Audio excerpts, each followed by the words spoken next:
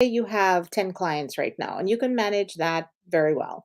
But all of a sudden, as you scale, and you may or may not want to do this, um, as you scale, you have 50 clients. That's awesome, right? That's awesome. But how are you going to manage that? Because you're just you and you just have 24 hours in the day. So understanding, well, how am I going to manage that? Do I even want that? And if I want that, I need to set myself up for success. I have to think through that, if I ask for referrals, that's another thing. If I ask for referrals, and people are so generous that they refer me, then I have to make sure that I can deliver on that. So where I'm going with that is thinking about how will I scale so that I don't have to be in the picture all the time, because then that's burnout, right? Um, you'll be working 24/7 to actually fulfill these commitments. So, what can you do? Can you collaborate with other summiteers? Can you collaborate with other and share the revenue? Um, that's a really nice way to do it because there's a win-win situation. Another idea is you can actually um, have a set of contractors that you hire on an as needed basis. However, I would suggest that you train them the way you want them to do the summit and hire them under your company, and they're paid out under your company as subcontractors. But now you have a team that anytime you want to call on them, you know that they know what your expectations are, so you don't have to keep training all the time. And you may have different team members. So you may have a small event where you just need some basic skills. You may have a mid tier and a high tier. So depending on what you need to know what kind of equipment they have. Can they really work it? You need to test them. But the training, you can add that training as a paid training, that they take your course and they get to be part of your your resource pool, because they've gone through your course, they've gone through the training with you, they know what your expectations are, they know how you do business. You may, if as they're going through your course, you may want to invite them to actually be to actually observe what's happening, and so they get some on the job training, so to speak. But um that is a paid service that they should be paying you to be trained, right? um and because I know sometimes that we're in a panic, and then we just get somebody that really doesn't understand the technology. They're trying their best, but um, it would be it would be easier, and you'll be out of the chaos if you don't if you can train them ahead of time. So hopefully that makes sense. Is this making sense to you guys? I'm not seeing your faces, so this is a little bit strange for me. um, so put anything in the chat that you need to, if you think about things, or ask me something as we go along. I'm happy to answer that. On that note, remember that you need to make sure that your business has some legal protection in terms of, if you're recording things, if you are recording people's voices, people's images, people's content, that you have permission from them to actually share it, because things go on the web. And sometimes, let's say a year from now, I'm going to use a simple example of that information is no longer relevant. then if somebody finds it 10 years from now, um, you know, it may not reflect well. So understand those little pieces, but maybe get some legal counsel on that, or some sort of contract that, especially if somebody's volunteering, but then you take that content and you sell it, um, make sure that the person is okay with that. Okay. Um, and also any financial claims that you make, be very careful, because you may say, oh, this particular training will net you X number of dollars, but at the end of the day, your training works, but they have to work to get to that level, right? So just be really careful about things like that. The other tip, so are we okay? I'm not is everybody good? Is this helpful? Oh, I see some thumbs up. Awesome, awesome. Thank you. Um, the other thing that I want to encourage you to think about is, what is that journey map? I'm not sure if you guys, some of you I'm sure have know this. It's the journey map from cold, warm traffic or warm leads to a client. So, understanding what are the first steps. So, let me give you an example. So, this particular streaming is a free, um, it's a free streaming uh, piece of content, right? So, somewhere along here, Erica might put a link in the chat that says, hey, if you want to learn more, sign up here. So it's a free opt-in that you are growing your list. Or maybe it's content where you're selling something. Um, you want to be able to put the link in the chat, say, hey, you know, we're doing this thing, but understanding that journey map. So first of all, we have the list that we're going to send out an invite. So then we have, on social media, we'll post it and invite them. So that's a couple of steps in the journey. Then we might send them a, hey, thank you for signing up, here's a little checklist or something. So thinking about things that are surprise and delight, that your people that's signing up would not necessarily think that you would give them, but it's something so useful that they did not expect. And that's where building stronger relationships with your community comes in place, because you want to build such a strong relationship that they always have you top of mind when they're thinking about the thing that you're best at, like your brilliance, so that they can say, oh, I know Erica knows about air meat or this. I need to talk to her about, how do I implement this? How do I set this up? Because I have no idea. So, understanding what are those things that people come to you for, because you're the expert, and thinking through that journey and dropping little nuggets as you go along in the journey, because at the end of it, it should lead to a call to action, which will involve you selling something, because at the end of the day, you're in business, and um, you have to make money to continue in business, right? Because without money, we can't have the impact that we want to have. So let's say we want to help a family, buy gifts for Christmas or something like that. We need money in order for us to help them. We also need money for us to help our own families. So asking at the end of the journey, for each offer that you have, should have a call to action to ask them to buy something. One of the things um, that I recently became very aware of, and I was like, holy crap.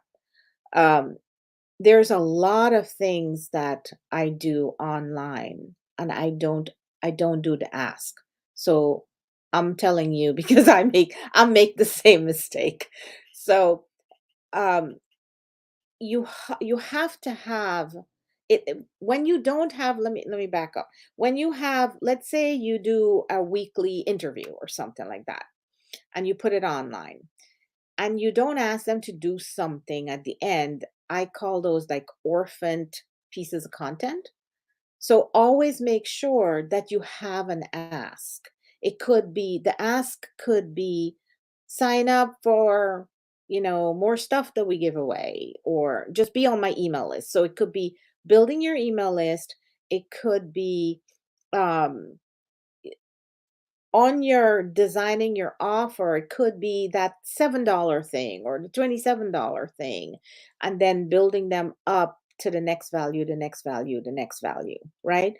Because the first thing that you ask somebody to buy, especially if they don't know you, yes, there, Erica, the call to action, correct, is if you ask somebody to buy, I don't know, a couple $1,000 without them knowing you first is a little bit harder to close the sale than if they've already spent a little bit of money with you. So if they've already taken out their pocketbook and, say, hey, yeah, let me get this small course, and they get a taste for your brilliance, then it's easier to send them to the next thing, to offer them the next thing, right? Um, and that's where I'm sure you guys have heard it called the value ladder or the profit pyramid.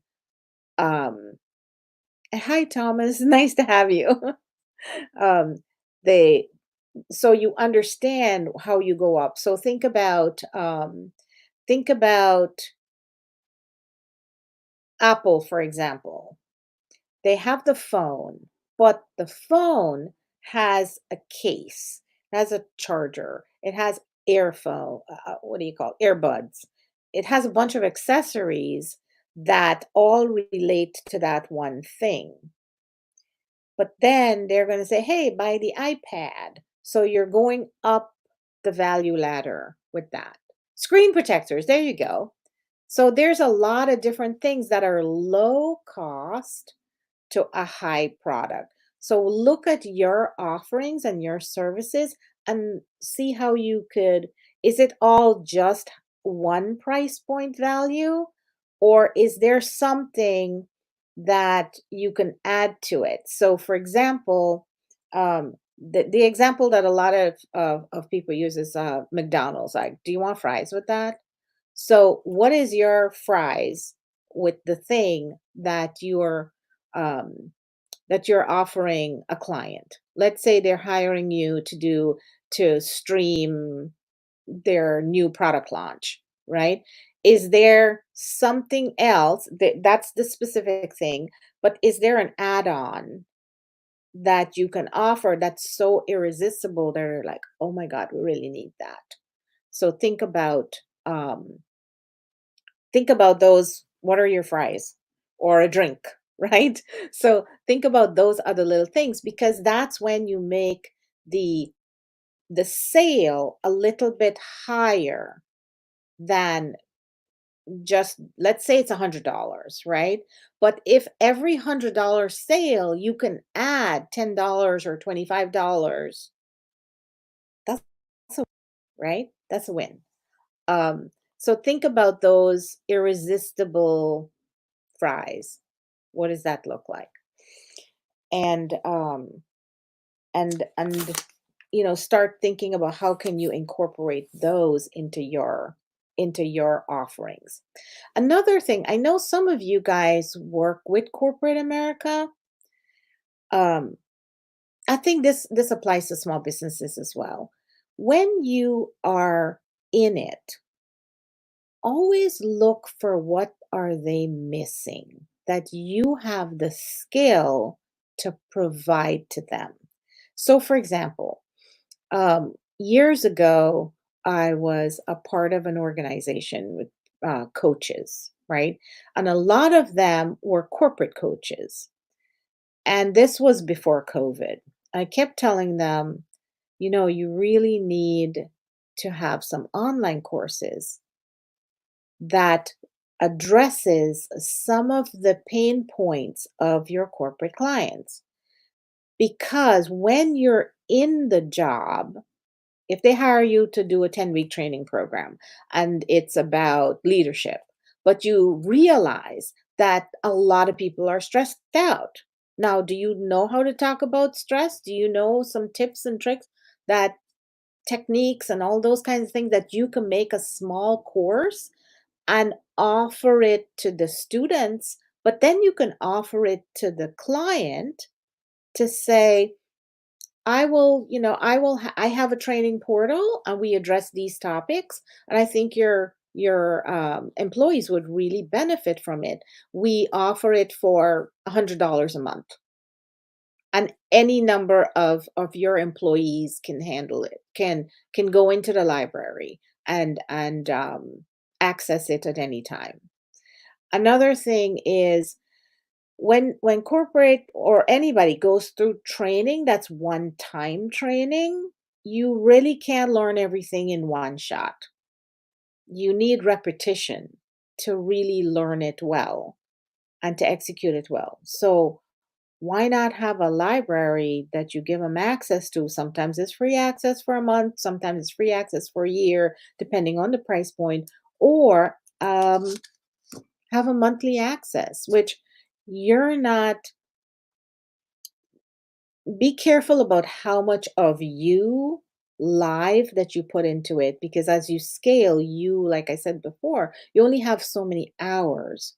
So if you say everybody that signs up get half an hour free call with me, then if you have 100, then 100 half an hour is a lot of time. So think about, scaling. It could be every month I'll come in and you can ask the summatier a question. So you don't have to prepare content, but people still feel like they have access to you when you're doing those membership, monthly recurring type of things. Um, and then the last part I want to share with you before I open it up for questions is creating your lead magnet. So, is your lead magnet so irresistible that I want to put it up on the fridge? That I want to, put it up on the fridge, meaning like I want to have it here with me because it's such valuable content and it's not throwaway content, right? So, thinking through, what does that look like in your industry? Is it so I'm gonna do a so for virtual summiteers, maybe it's the 5 best platforms that we found for streaming. And here's why it's good. It's this, this, and this. Now, if you recommend those and those platforms have an affiliate link, please sign up for the affiliate link and give the people the affiliate link. So if you're promoting it, why not make some money at the same time? Right? So always looking for those affiliate links, because those things, I never used to pay attention to those. And then I started paying attention a couple years ago, and I don't really push it that much, which I really need to add a little bit to that this upcoming year. Oh, that's good. That's good, Erica. You're an affiliate link queen. I love it. I love it.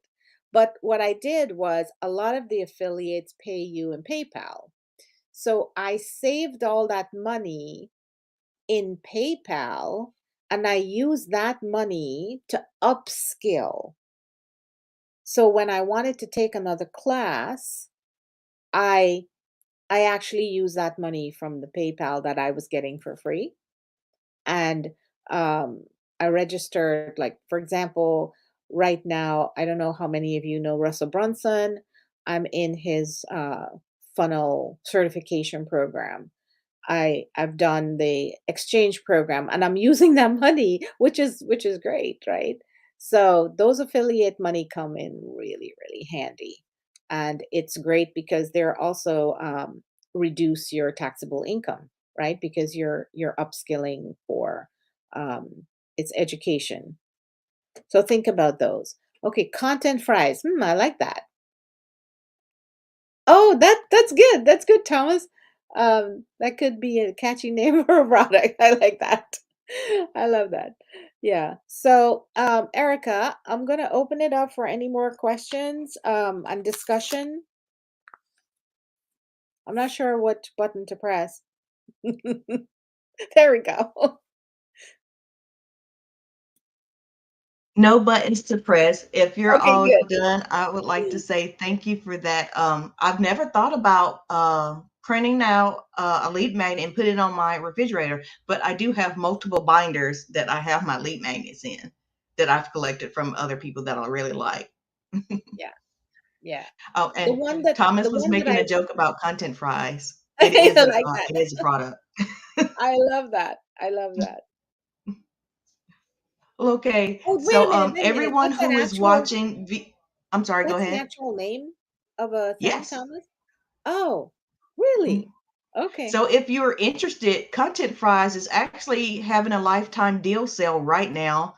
So Uh-oh. it chops up your content. It does it by itself, and it gives you the opportunity to highlight the text and clip those videos yourself. So it gives you the transcript. You can use the Okay. transcript. You can use those transcripts for ebooks.